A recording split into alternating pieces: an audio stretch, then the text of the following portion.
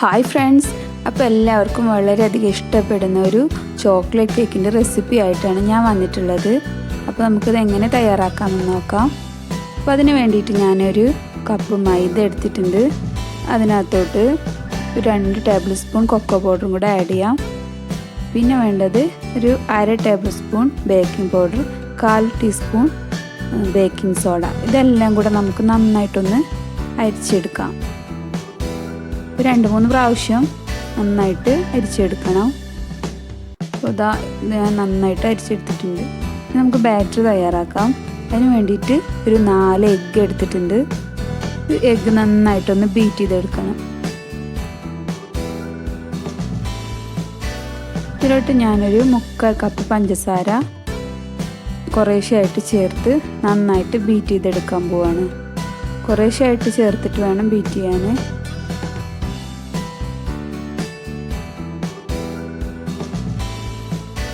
ഇനി ഈ ബാറ്ററിലോട്ടൊരു 1/2 teaspoon vanilla എസൻസും കൂടെ ചേർത്തിട്ട് നന്നായിട്ട് ബീറ്റ് ചെയ്യാം.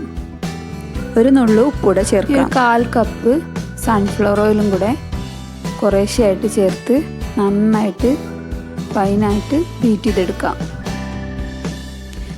നല്ലപോലെ പതഞ്ഞ് വരുന്നത് വരെ നമുക്ക് ബീറ്റ് ചെയ്യാം.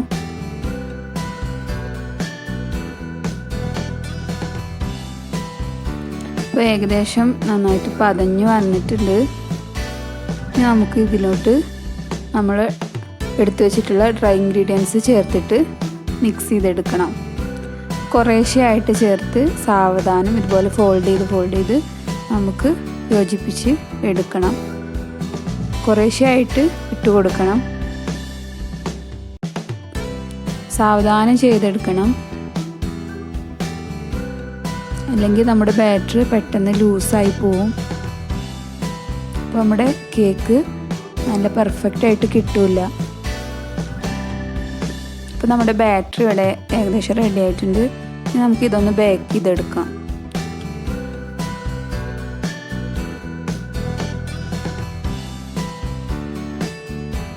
അപ്പോൾ ബേക്ക് ചെയ്തെടുക്കാൻ വേണ്ടി ഞാനിതൊരു പാത്രത്തിലോട്ട് ഒഴിക്കുകയാണ്. 180 ഡിഗ്രിയിൽ 10 മിനിറ്റ് ഞാൻ ഓവന് പ്രീഹീറ്റ് ചെയ്ത് വെച്ചിട്ടുണ്ട്. നമുക്ക് ഓവനിലല്ലെങ്കിലും കുക്കറിൽ വേണമെങ്കിൽ അങ്ങനെയും ചെയ്യാം. അപ്പോൾ ഞാനിത് ഓവനിലാണ് ചെയ്യുന്നത്. അപ്പോൾ പ്രീഹീറ്റ് ചെയ്ത ഓവനിൽ 180 ഡിഗ്രിയിൽ ഒരു 45 മിനിറ്റ് ഞാനിത് ബേക്ക് ചെയ്തെടുക്കാൻ പോവാണ്.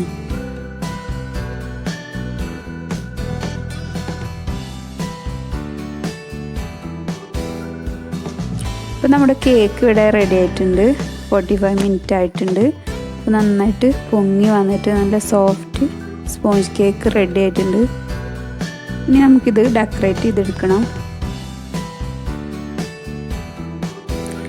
അപ്പോൾ ഞാൻ ഈ കേക്ക് 2 ലെയറായിട്ട് കട്ട് ചെയ്തെടുത്തു. ഇതിന് ശേഷം നമുക്ക് ഡെക്കറേറ്റ് ചെയ്യാൻ വേണ്ടിയിട്ടുള്ള ക്രീം ഞാൻ ആദ്യം തയ്യാറാക്കി വെച്ചിട്ടുണ്ടായിരുന്നു. കുറച്ച് ഗനാഷും കൂടെ റെഡിയാക്കിയിട്ടുണ്ടായിരുന്നു. അപ്പോൾ നമുക്ക് സെറ്റാക്കി എടുക്കാം.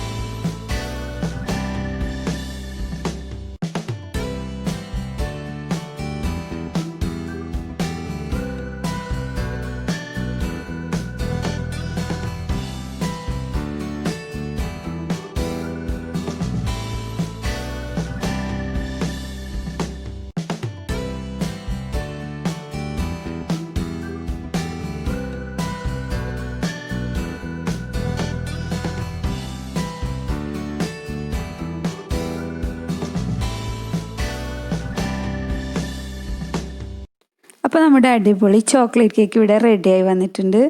അപ്പോൾ എല്ലാവരും ട്രൈ ചെയ്ത് നോക്കണം. ഞാനും ഇതുപോലെയൊക്കെ തന്നെ യൂട്യൂബിൽ നോക്കി പഠിച്ചതാണ്. അപ്പോൾ എല്ലാവർക്കും ചെയ്യാൻ പറ്റും.